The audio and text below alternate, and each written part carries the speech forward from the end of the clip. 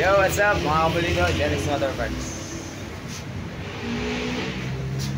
Our vlog for today is ito.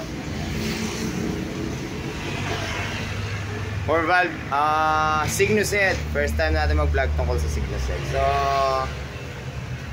mula pa ito sa Teresa no sir? Teresa Rizal. So, buksan natin to mga kapulido. I-reset natin. Let's go. So, ito yung motor ni sir. Ayan. Ay, nako. 2-month setup to sir. 2-month setup. Makatas. So, ibaba yung limon. Ibaba yan eh. Ha? Babaya. Oo, babaya. Tingnan natin kasi may ingay siya eh. Refresh lang sana ng ulo.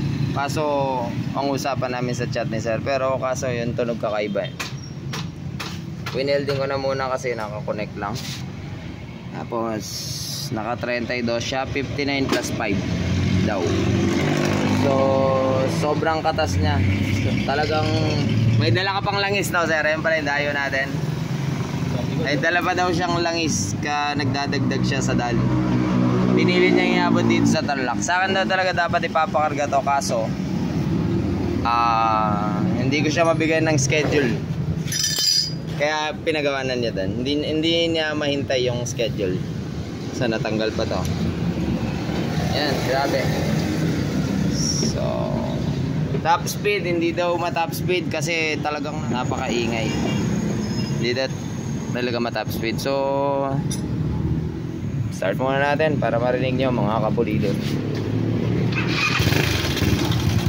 Grabe. Marinig nyo yan, nakakatakot na tanaw. So, paano mo nga naman pala ta-top speed din?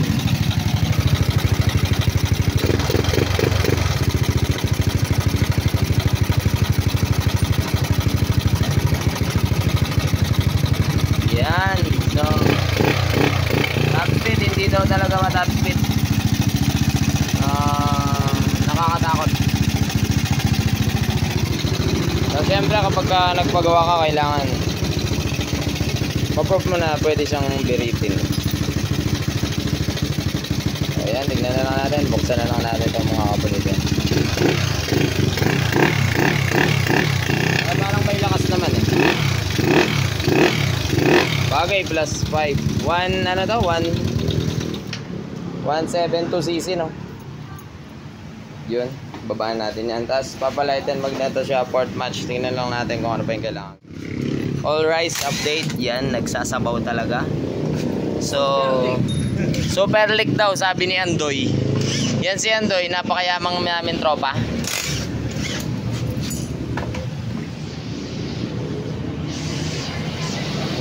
So, ayaw na daw ibalik doon sa gumagawa kasi pangalawang balik na daw. Kaya dumayo siya dito. Akala ni sir di na siya babalik dito.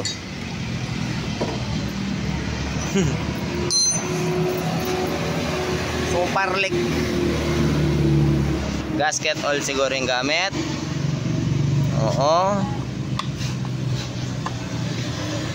Pero kakaiba yung katas ah. Kung saan galing ha.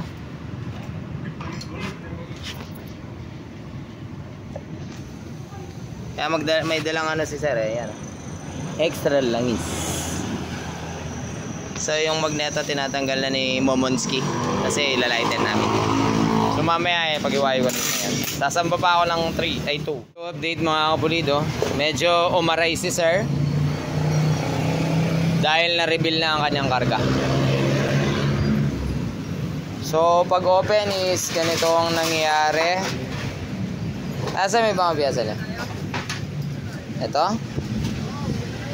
Kaya pala, hindi pala to plus 5. Ngayon, hinihintay lang namin decision ni sir kasi negative ang kanyang head sa ngayon. Dahil sa pagkat datapwat. Ginamitan ba naman ng 4S1M valve spring na pang sniper? Tips lang mga kapulido. 4S1M valve spring na pang sniper, napakatigas. Napakatigas niyan mga kapulido. Tapos ang ating Cygnus cam is malambot lang. Cygnus rocker arm malambot lang. So ito po yung nangyari sa 4 valve nya for 2 months. Kaya ang settings is importante eh. Kaya settings kailangan tugma-tugma lahat. Okay, ayaw mo naman mag-focus camera, bebenta kita eh. Ayan. Sayang ang 4 valve. Ang kanyang cam, eto na siya. Wait. So disappointment talaga kung ganito for 2 months na setup, tas napakalaki ng gastos.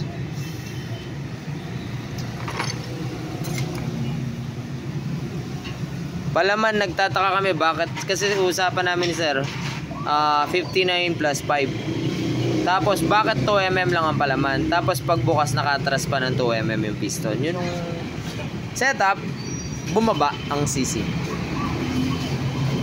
So ngayon wala kaming valve spring na pang Cygnus. Bibili pa pala siya ng ano, engine shroud, no? Shroud. Hindi na. Pwede yung Corby. Corby naman ah. Ha? Corby naman ah. So yun. So ang problema namin dito sa Cygnus head is wala kaming valve spring. Ba maninit? Nasilip mo na? Nasilip mo na? Wala naman problema. So ang problema lang naman namin dito is meron akong stock rocker arm, meron din akong stock cam ng Cygnus. Ang problema namin valve spring. Hindi natin pwedeng gamitin yung 4S1M kasi masisira lang. Tapos kung i-upstroke natin sa plus 5 ito, magnanaking siya. So kailangan niya ng customized cam profile. Kailangan pa na. So nakapag-decide ni sir kasi mag-ano sana siya 63 plus 5, mas malaking head. Kaso ang sabi ko is hindi kakayanin ngayong araw lang. So malamang meron si Jonathan dito na 4B na mas malaki. Ano to? 22.5 22.5.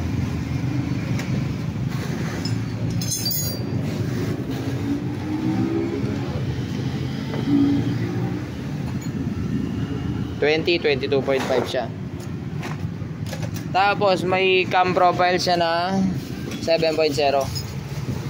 Second hand lang to, nakakataon lang para kay sir pala talaga.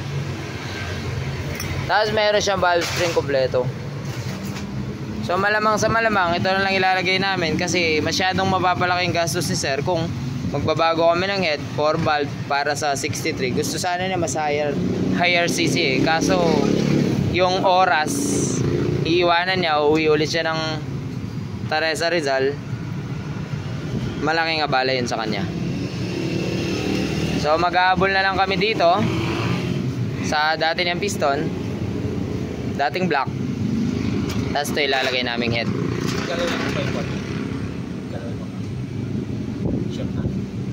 Di ko alam anong brand to, comment down below. Tapos oil cooler pala no sir, oil cooler sa harapan nilalagay. Dito na natin dadaan yung oil cooler, pareho sa akin. Tapos Upstroke joke. gagawin nating upstroke. Tapos mas malaking head gagamitin niya. So yun ang decision ni sir. Wala na tayo magagawa doon. Let's go. So ito na yung dati niyang piston. Malamang maglalakay ng packet kasi nakapacket siya, nakaprofile siya dito. Maglalakay tayo ng packet para dito. Medyo mahirap desisyonan pagka mga ganito. Ikit na yan. So yun, tingnan natin kung ano magagawa. Kalasin ko na to. Opya, ayan o, nakatras. Mamaya marireveal natin kung ano ba talaga to. Mamaya. So kalasin muna natin mga kapatid. mga kapulido. Alright, update mga kapulido. So it's a prank pala ang kanyang upstroke and downstroke. May pinasa pa ang picture, nakasulat 2.5. O wrong pala yon. Stock stroke lang pala siya mga kapulido. So 158cc siya dati. 158cc pala kasi nakakagulong tignan eh. So ngayon nag-provide kami ng pitch bike. Ayan. Yan, legit. Pin 2. Wala kami 2.5 eh. So pin 2 hindi na stock stroke.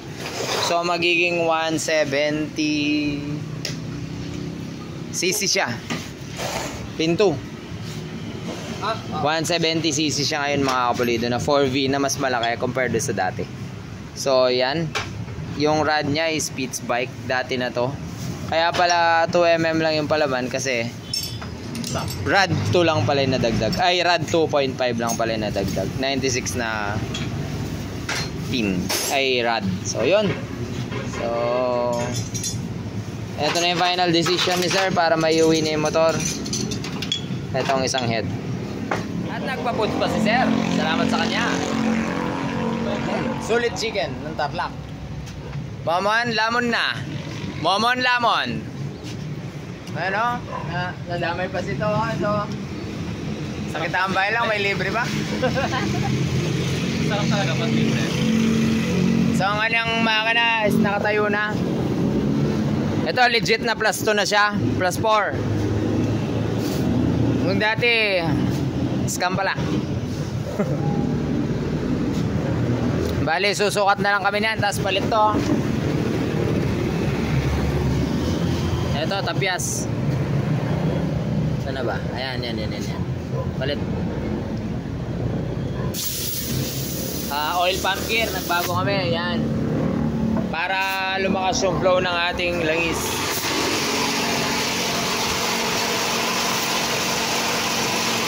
Ayan, ayusin na natin yan. Tapos yung sigurado na siya makakabiyahe ng maayos, na wala nang tagas-tagas.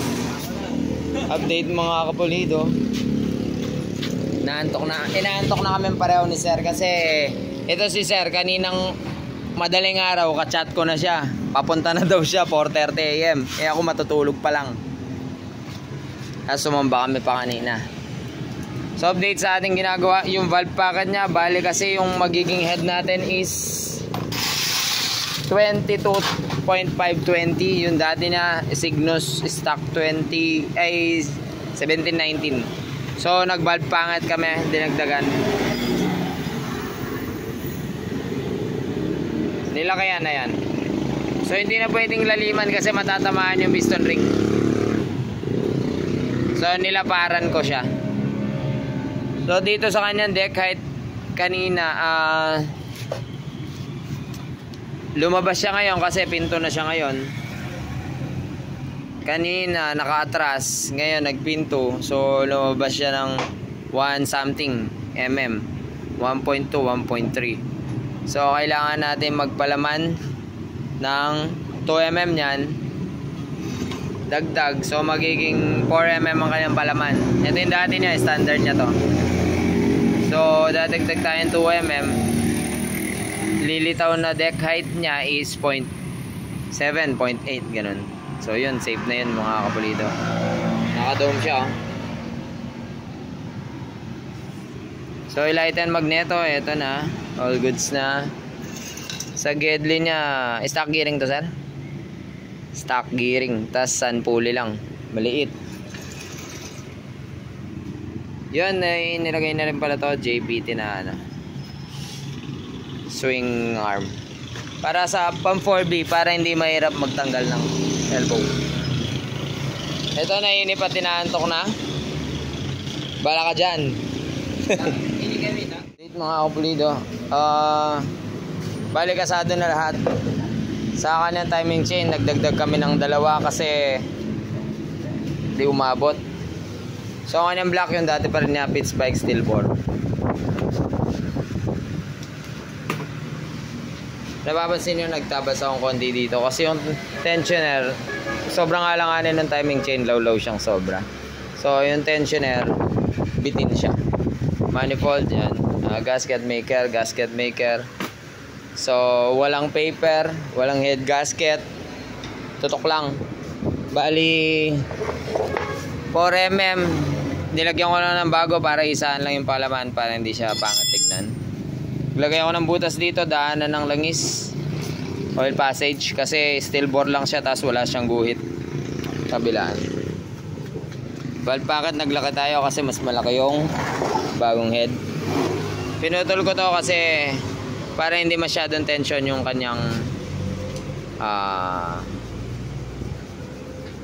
tawag doon? Chain guide. Para hindi siya ganong napupwersang ganyan. So pag putol siya, hanggang doon lang yung ididiin niya. So kanya-kanyang diskarte yan. Kung may ba, share, comment down below. Head kasado na rin, wala ring gasket maker lang, rekta. So yun, pwede nang isalpak ang ating steel bore.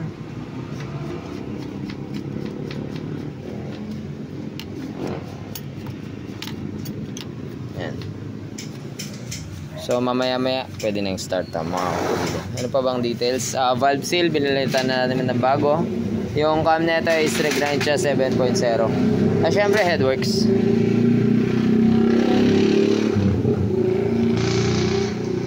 Yan. Yun, tapos yung valve spring, syempre palit syempre para ano. So mag-ingat sa valve spring, napakatigas. Masama yan. Yun.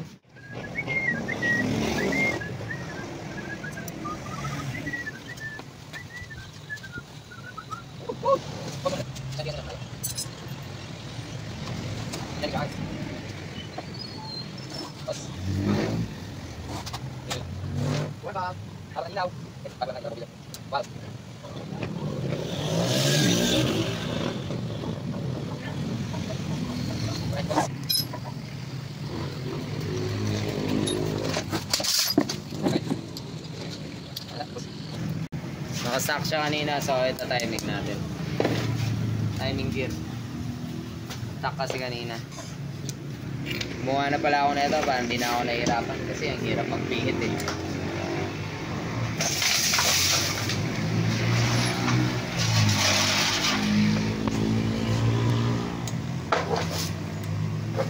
Sa 4B lalo, ang hirap magpihit. So useful. Full.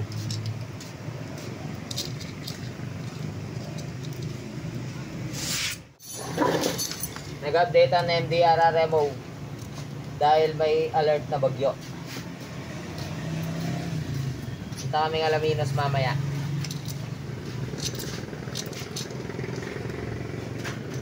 Layo oh. Ay, nangyari. Ang layo, di ba? So, pag nagbawas ka naman ng dalawa, nakaganyan naman.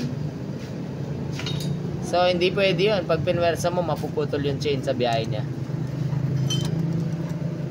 Kailangan magpasobra ngayon. Yan. Pagka mga 1mm, tas silang hila, hindi siya pwede. 1mm na nakaatras. Hindi siya pwede nun mga kapulido. So, add ka ng isang pares. Kung pwede sanang kalahati lang, ayos sana. Kaso walang ganun. Pares talaga. Next. Timing yun. Wala pa.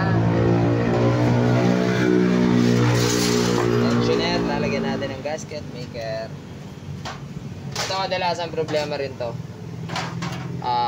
Yung tensioner, tumatagas dun sa thread. Kahit may goma pa yan, pero pag naluma yan, may gasket maker na. So pag may gasket maker yan, ano yan? Ano?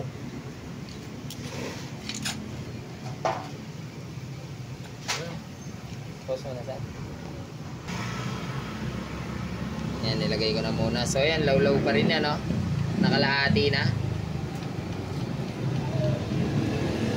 Yan, lumiliit ang kanyang pagkalawlaw. Hanggang sa, wala na. So yan, hindi pwede sobrang ikpit diin. Yan. So tumaas siya dahil dun sa ano, diba? Kanina sagad na to eh. Yung yung dati niya, walang sapatos. Walang sapatos yung dati ng tensioner. Ay, yun pala yung dati niya. So, nadidiin to. Kaya nasira. So, binigyan ko si sir ng sapatos. Ito. So, binigay ko yung sapatos na isa. Ayan. Kinalkal ko na. Kinuha ko na lang yung isa.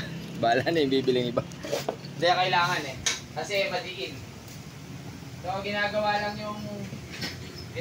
yung walang sapatos kapag kalimbawa yung 4S1M na ano, malaki siya. Di 14, mataba. So kahit wala siyang sapatos no. Yun. Tips, di ba? So, konti pa pala, medyo maluwag pa yung chain. Yan, box na yan. Konti pa pala. Luwag pa. Naluwag pa. Nakikita mo naman, gagalaw yan eh. Oh. Pag gumagalaw siya, pass.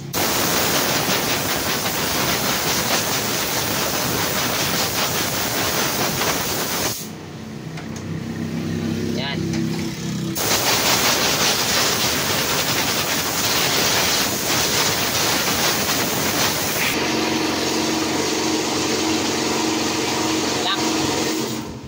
Lock niya. Uwi na tayo, Papa. Papa, uwi na. Tayo tayo dyan. Wait lang. Tawag na si Bunso. Eh, yan na. Malapit na. Malapit nang mag-uwas. Tatawag na yung CCTV namin. Okay na. All rise, Mochol. Mochol, valve clearance 66. 7.0 cam. Lamon.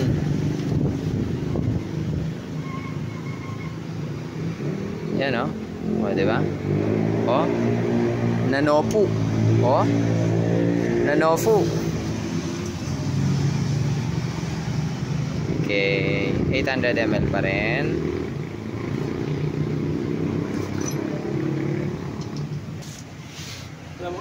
Alright. Siyempre, yung dry, iipunin natin na para maging Genrex oil. Oh, puro mga tol. Malinis yan ha. Baka sabihin nyo madumi. Yan ang pan-change oil namin ni Asya. Ang mga kasama ko dito. Okay, mamaya i-start na natin nakababa. Tapos, check na natin. May weldingin pa pala ako kasi DIY lang nila to. Nakabunot kanina to. Sumisingaw. So, winelding ko na. So, weldingin ko pa to dito sa likod. Ritubo sana kaso walang sapat na oras. Hindi biro, 4 valve, isang araw oh. Alright, update mga kapulido. So nalagay na natin yung langis. Tapos yung pan-testing natin, BRT. For sale. For sale. Kay Kamatic na yan. 32, ano lang, mumurahin. Tapos battery aux na, yung pipe na ilagay na. Gasolina. So try natin start mga kapulido. 172cc.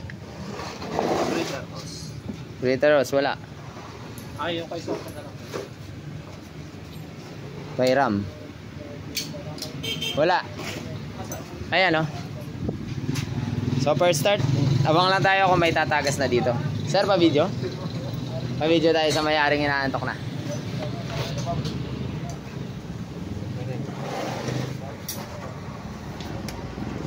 Kaso wala pa tayong tornilyo para dito. So, hindi nga siya kasi. Natama siya dito. Ay, ito pwede pala itong 8 dinin eh. Ay, Mon, alina. Alina. So, yan. Hindi siya kasi. Kailangan natin. Nandito makuha.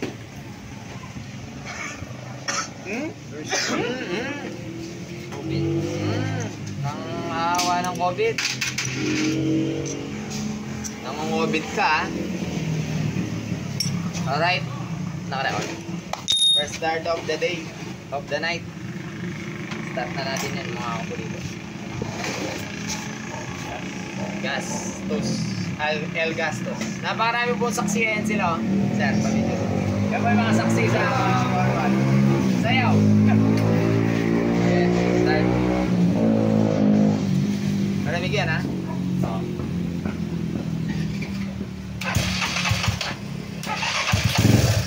Uy.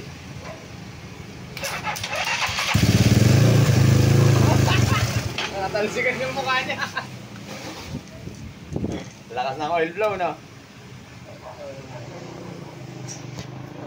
Super kuya yata ito. Nahigit ko. Malapot din. Pero kaluwa. Pero 5 MX.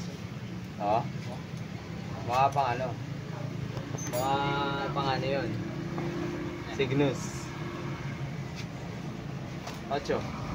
Di rin. Galing o. Tunggal o. Oo, tinan ko eh, no? Nag-iisip ka kada tornate ko isa.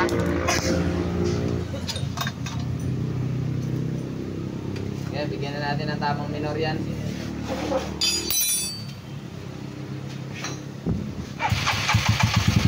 Yun! Yun! Napakatahimik!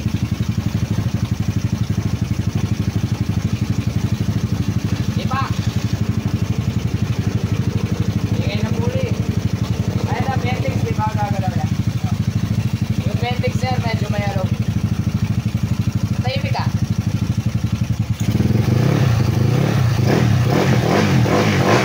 Robot check?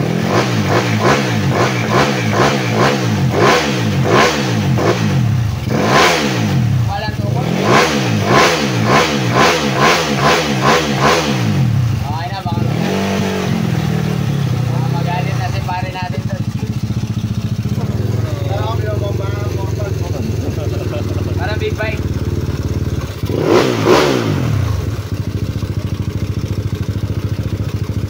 Baka may nagagalit doon.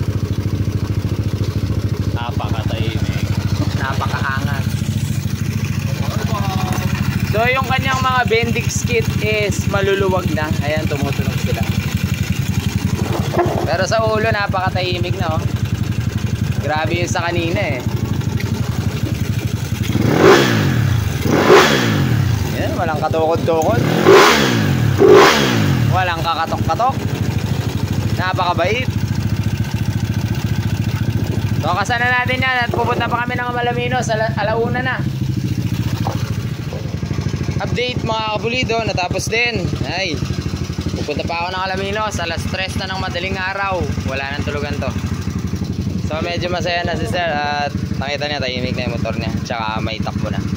So yung story pala nito is 3 days, after setup pala is 3 days lang daw pala nagamit. Tapos maingay na. So yung after daw nung maingay na 3 days, hindi na niya ginamit. Nakatenga na lang pala, pa-start na lang pala hanggang naging 2 months bago siya pumunta dito. So yun, syempre makakait talaga yung cam mo kung ganun katigas yung valve spring mo. Kasama natin si sir, mag road test tayo dun. Tara sir, road test tayo dun sa gauge na namin. Video ka? Ano makita mo yung baluarte namin yun, yung kaabaan ng ilaw. Uy.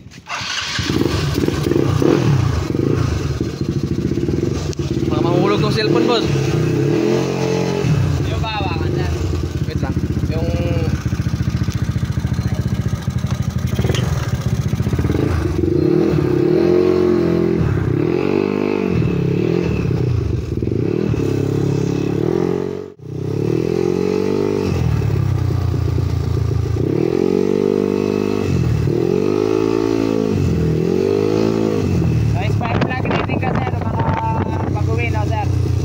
yung valve clearance mo 6.6 na. Magkapapa-clearance ka. So isa pa palang issue namin dito is over RPM siya. Nag-over RPM sa duluan. Masigaw na masigaw. Kailangan niya ng pulley. Sun lang yung pulley niya. Tapos siyempre yung sun kasunod lang siya ng stock. Yung laki. So kailangan na ng mas malaki pulley, big pulley. Kasi ma-RPM ang 40. Ba talaga ma-RPM ang 40. Tapos kung kaya mag-gearing, gearing. Humahawak ka, sir. Oo, makahawak ako. Saan ka humahawak? Sa garbar. May grab bar ba to? Oo. Ah, meron ba?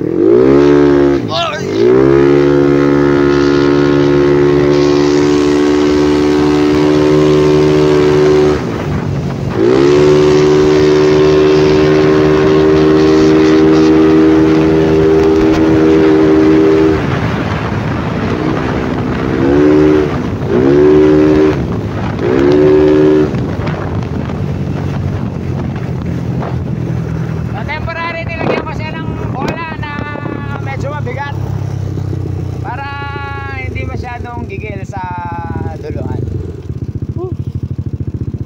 Okay, sir. Ano ba? Road test ka? Try ko lang.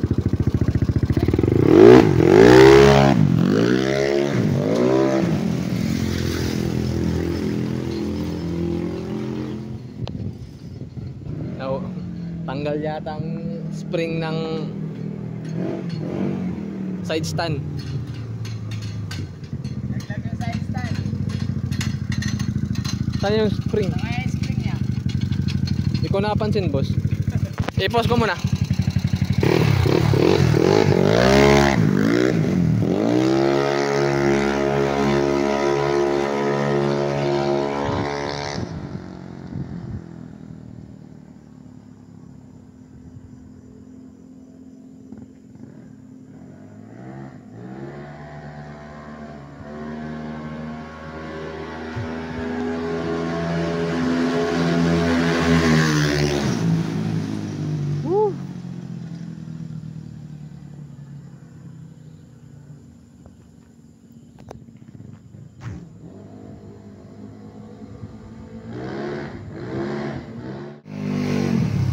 Test drive mo na lang, sir. Tapos magsipaguhin na tayo. Basta. Ayan, try mo siya sa baluarte namin na road testan. Ang haba, oh.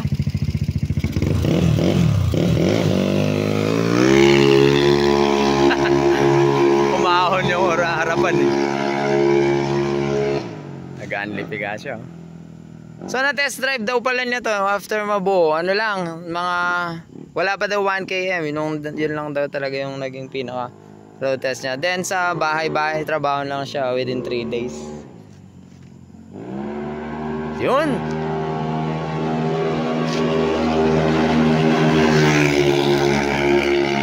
Parang bagal lang, ah.